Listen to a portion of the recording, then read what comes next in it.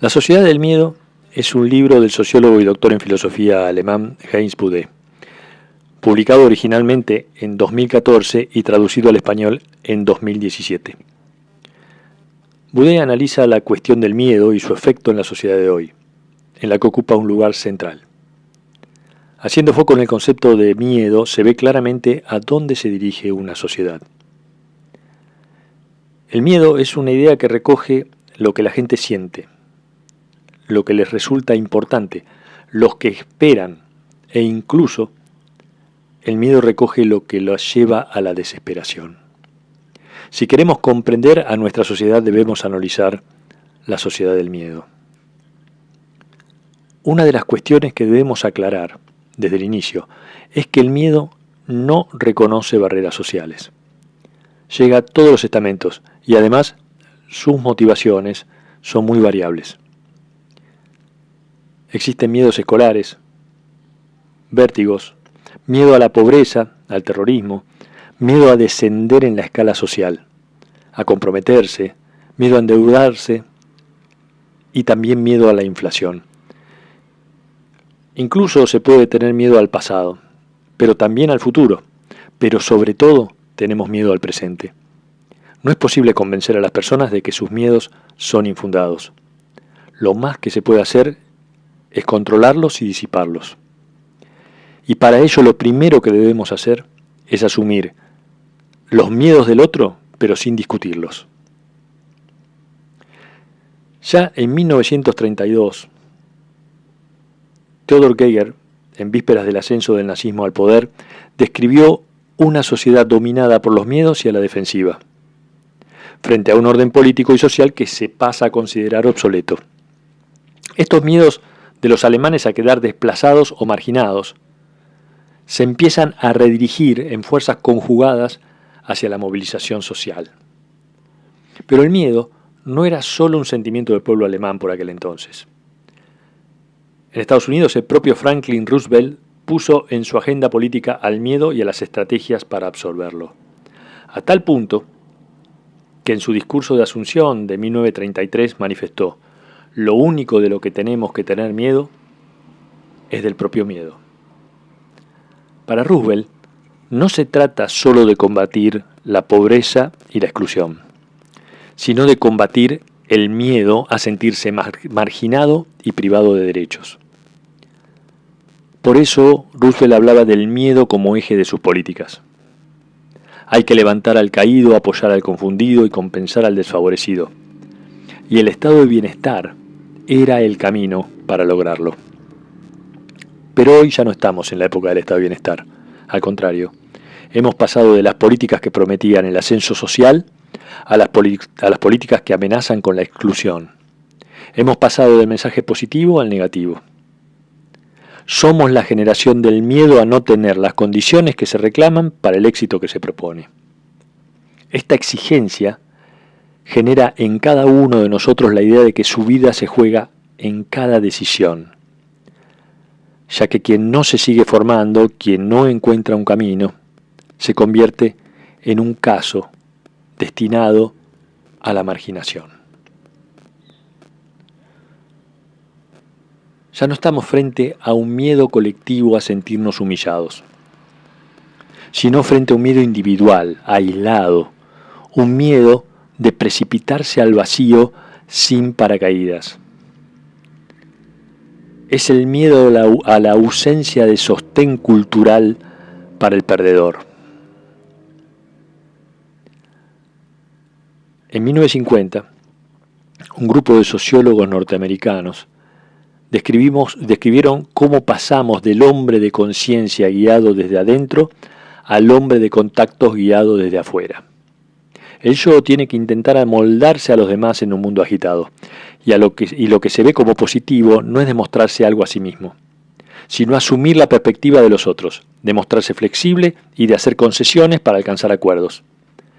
El yo pasa a ser un yo de los otros. El carácter guiado desde afuera se siente pendiente de la sentencia de sus coetáneos, de la moda, de la opinión reinante, y en caso de duda, prefiere callar a entrar en conflicto.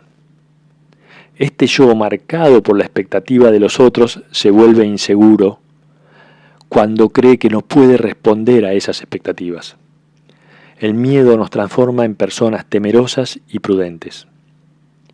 Se trata del miedo social, de saber qué es lo que los otros piensan de uno y esperan de uno. Vivimos en lo que George Reisman llama una muchedumbre solitaria. Y ni siquiera el amor parece diluir el miedo, aunque el amor es una prueba de confianza y acompañamiento del otro. Ronald Lang lo expresa con mucha claridad. Lo que yo pienso que tú piensas sobre mí repercute en lo que yo pienso de mí mismo. Y lo que pienso sobre mí mismo influye sobre la forma en que actúo ante tu presencia. La forma en que yo me conduzco ante ti influye en la percepción que tienes de mí y por ende en el modo en que actuarás ante mi presencia. Esto es posible porque ni yo ni vos somos inteligibles el uno para el otro. Inclusive, la relación amorosa se basa en el miedo a la libertad. Del mismo modo que el yo, el tú, tiene la capacidad de rescindir la relación, de decir que no, por cualquier motivo, tomándose su propia libertad para ello. En este escenario, en el que mi libertad depende de la libertad del otro, es que todo vínculo provoca miedo. Pero la incapacidad de vincularse provoca más miedo aún. Yo solo puedo querer tenerte si tú me quieres tener. Pero yo nunca sabré si tú realmente quieres tenerme. Así como tú no podrás saberlo de mí. Ese es el factor central del miedo. Las únicas relaciones irrescindibles que quedan en nuestro mundo de hoy son los hijos. Y ellos constituyen el refugio seguro. Padres, madres, hijos y hermanos. Esa es la razón por la cual nuestro modelo familiar pone en el centro tan fuertemente a la presencia de los hijos, y ya no ocupa el lugar central de la familia ni la pareja ni el sistema de parentesco. Y mucho menos sigue siendo la familia el núcleo de una comunidad. El tipo clásico de la persona que siente miedo en la sociedad de hoy es un varón que ascendió en la escala social. Ese tipo se encuentra en permanente observación. Es muy común que esta persona sienta una profunda ambivalencia. No querer estar en el lugar al que ha llegado y no estar a gusto en el lugar del que se fue. Esta inconsistencia produce miedo. Existe miedo a no ser lo bastante bueno. Y esta sensación no es disminuida ni por los ejercicios de meditación, los retiros espirituales, ni por los encuentros de coaching a los que se someten los trabajadores de hoy. A mediados de los 90, los economistas Robert Frank y Philip Koch publicaron un libro llamado La sociedad en la que el ganador se lleva todo. En él explicaban cómo el más rápido, el más astuto e intrépido podía ir desde la nada a la primera fila. El mayor problema de este modelo es que el sistema tiene una trampa. Cada vez más gente compite por cada vez menos puestos para los que se pagan salarios cada vez más elevados. Existe una retórica de la calificación, todo se contabiliza. Quieres ser mejor escritor, que actor de cine cobra más dinero, y la palabra mágica es performance. Para estar en situación de acceder a prestigio social, las personas tienen que ponerse en escena de alguna manera. La selección se enfoca en la performance cuando se compite por puestos escasos. Allí no basta con acreditar condiciones formativas. Hay que dar algo adicional que nos haga aparecer más creativos, geniales y brillantes. Esa es la diferencia entre dar pruebas de idoneidad para hacer lo que es necesario y la idoneidad para tener éxito. Ni siquiera el rendimiento exigido asegura el éxito. Mucho menos lo asegura un título. El sistema educativo, que está estructurado vertical y jerárquicamente, controla el rendimiento, pero la competencia del sistema laboral y social premia al éxito. La cuestión es que este escenario de un mercado en el que el ganador se lo lleva todo, se está extendiendo hacia todos los ámbitos sociales. En este mundo, ¿cómo se sienten los perdedores a los que se les destinan las sobras? ¿Y cómo se sienten los ganadores que se llevan todo? Esta sociedad del rendimiento necesita una cultura del éxito que no signifique la automática degradación de los perdedores, ya que de lo contrario, el miedo a quedarse sin nada solo producirá resignación y amargura. El miedo es la realidad anímica de las clases medias de nuestra sociedad de hoy. Las capas medias padecen miedo porque son las que tienen algo para perder, y por ende, saben qué es lo que puede suceder si toman la decisión equivocada. Se sienten inseguros en su posición social. El problema es que todo indica que la clase media está en disolución. El neoliberalismo a partir de los 90 ha generado una clase de personas enormemente beneficiadas, una élite que desplaza de la centralidad a las clases medias que observan cómo ya no funcionan los viejos procedimientos de redistribución y compensación de riquezas. Una riqueza que se va concentrando más y más en pocas manos, creando en la clase media una sensación creciente de vulnerabilidad. Existen quienes en medio de las recurrentes crisis económicas del nuevo siglo constituyen lo que Ralph Dahrendorf llamó la nueva clase global. Y por otra parte vivimos en una sociedad meritocrática en la cual existe un reverso al ascenso social, que es el descenso social. Porque existe la posibilidad del éxito total, es que existe la del fracaso absoluto. El miedo de las clases medias se centra en la pérdida de referencias concretas y seguras, como la capacitación, por ejemplo. En un mundo individualista dominado por el rendimiento, controlado por el mercado y disgustado con la representación política, la gente se vigila una a la otra, se desconfía, siente envidia. No hay lealtades duraderas, todo está en cambio permanente.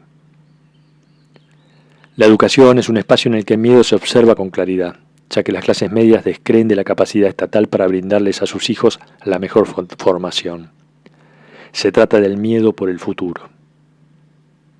Pero ¿qué sucede con los sectores menos favorecidos? Los sectores bajos apenas pueden sostenerse con su salario y deben recurrir a subsidios y ayudas sociales. Además trabajan en tareas de servicios básicos fácilmente reemplazables y que están especialmente sometidos a los efectos de las restricciones salariales. Este sector terciario es el objetivo fundamental de la reducción de las condiciones laborales y de explotación para obtener mayores ganancias. Este nuevo proletariado del sector servicios, en comparación con el anterior proletariado industrial, es mayormente femenino, es étnicamente heterogéneo y tiene capacidades menos concretas. Los trabajadores se resienten físicamente por la presión y el miedo laboral, expuestos a los cambios de las condiciones de trabajo, a la restricción salarial y a la eventualidad de la explotación. El miedo extenúa. Es la reacción ante la percepción de un peligro que puede generar una conducta de huida o de resistencia. Lo que caracteriza a nuestro tiempo no es la represión de un yo que se encuentra con un límite a sus deseos, sino un yo que se siente desbordado por pretensiones y expectativas contradictorias, sin límites, dominado por la duda sobre la propia capacidad de relacionarse, por la propia capacidad de disfrutar, de amar, y en general por la propia capacidad de vivir. La tradicional pregunta existencial sobre lo que a uno le está permitido hacer se ha desplazado y hoy la pregunta recae sobre lo que uno efectivamente puede libremente hacer. Pero el problema radica en que un yo socializado de este modo solo se siente culpable a causa de sí mismo y de sus posibilidades, y no por las normas impuestas desde afuera. Los conceptos negativos de opresión y prohibición son reemplazados por los positivos de desarrollo e iniciativa. La norma ya no es la encargada de impedir el autodesarrollo, sino la de incentivar el deber por llegar a ser uno mismo. Un régimen productivo, flexible y orientado a la demanda no requiere de gente que aguarde instrucciones y cumpla horario, sino de empleados comprometidos y responsables vinculados a su tarea sin límite de tiempo. Pero este formato no se remite solo a lo laboral, sino que desborda también a la vida familiar y al tiempo libre. La vida entera misma queda sujeta a la presión por la optimización. Lo que nos domina no es el miedo a un gran otro, sino el miedo a nosotros mismos, a lo que nos dejamos inducir y por los que nos dejamos seducir. Es el miedo a que este proceso no sea dominado por nadie. Es el miedo al exceso, el miedo al dominio de nadie en donde todos participan. Además, actualmente existe un nosotros fragmentado en una sociedad étnicamente heterogénea. Un poderoso miedo social gira en torno a lo propio que se siente amenazado por lo ajeno. ¿Quién tiene miedo a quién? Ha surgido la idea de que existe una fortaleza propia que hay que defender frente a los bárbaros que se infiltran por todos los agujeros. En el mundo surge la atemorizante imagen de una clase peligrosa formada por inmigrantes que perturban el orden social, al mismo tiempo que son mantenidos por los estados. El miedo nos conduce a separarnos de los otros y a juntarnos entre nosotros. ¿Pero acaso podemos restringirnos a vivir solo rodeado de los iguales? Según Paul Tillich, el miedo a caer en un agujero del ser se expresa en dos movimientos de huida existencial. Uno que se retira de la presencia de los demás y otro que se arroja a los brazos de los demás. En el primer caso sería una práctica budista mediante un salto a la nada, y en el segundo sería disolverse en el conformismo de la muchedumbre solitaria. El objetivo de ambos movimientos es anestesiar el miedo. Pero debemos tomar conciencia que sin los otros no hay yo, que sin ambigüedades no hay identidad, que sin desesperación no hay esperanza, y que sin final no hay inicio. Sabemos que en medio de todo esto está el miedo. Pero temblar y vacilar permite conservar la esperanza de que nada tenga que seguir siendo tal como es ahora.